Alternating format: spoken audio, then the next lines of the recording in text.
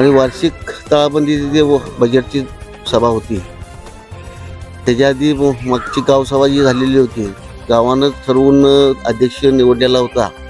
तर कायद्याच्या दृष्टीनं ती सभा BDO साहेबांचं हे घेतल्यानंतर आपण ती बेकायदेशीरतेने ही सभा होऊ शकते आहे आणि त्या सभेचा प्रतिष्ठित सरपंचच अध्यक्ष असतो.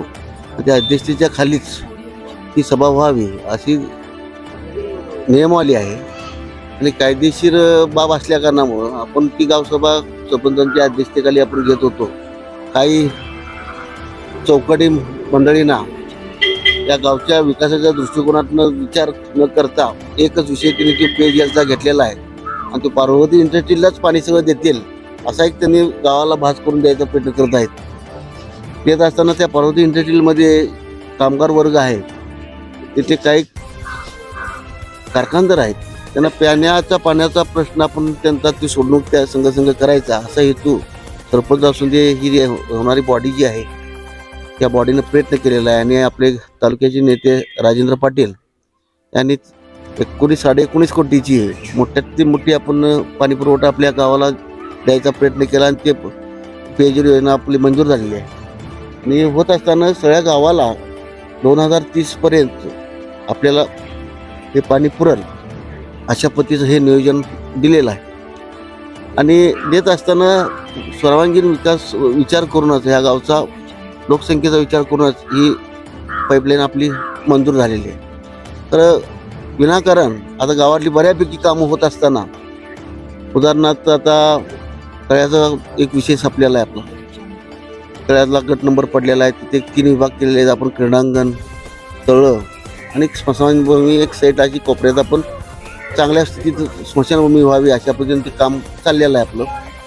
त्याला आपण विरोध करायचा म्हणजे होणारी कामाचे विकास कामाला विरोध करणं हा दृष्टिकोन ठेवून गदारोळ घालण्याचा तिने प्रयत्न केला.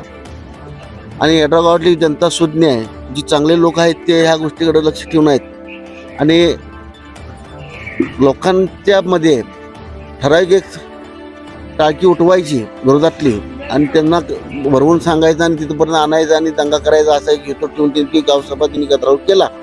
केलेला असताना त्यांचा एक प्रश्न असा होता की आम्ही गावातनंच अध्यक्ष निवडायचा आणि तरी त्या पद्धतीने दंगा केल्यामुळं आमच्या सदस्यांनी मागच्या वेळेला जे झालं तशा पद्धतीनं ती सभा बेकायदेशीर होऊ नये म्हणून तिने ती सभा त्याग करून सभा तहकूब केली आणि BDOचं मार्गदर्शन घेऊन पुढची सभा लवकरात लवकर बोलवतील अशी अपेक्षा आहे. आणि गावातल्या सुद्धा लोकांनी पण त्या सभेला चांगल्या पद्धतीनं हजर राहावं. त्याच्या आधी या माझं एक वैयक्तिक ग्रामपंचायतला म्हणून सुचवायचं आहे की जेणेकरून तुम्ही जी कामं केलं आहे आणि होणारी जी कामं आहेत आणि ती कशा पद्धतीनं होतील त्याचा एक आलेख प्रत्येक गावातल्या नागरिकांपर्यंत पोचवावा हे माझा एक आदेश त्यांना आहे.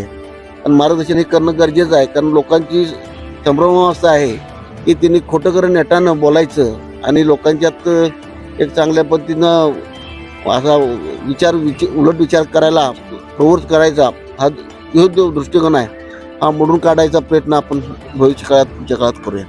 जनतेचा अधिकार जाणीव हक्काची या न्यूज चॅनलला लाईक, शेअर व सबस्क्राईब करण्यास विसरू नका व सदैव रहा अपडेट. जाहिराती व बातमीसाठी आजच न्यूज चॅनलशी संपर्क साधावा. 80 87 820 897.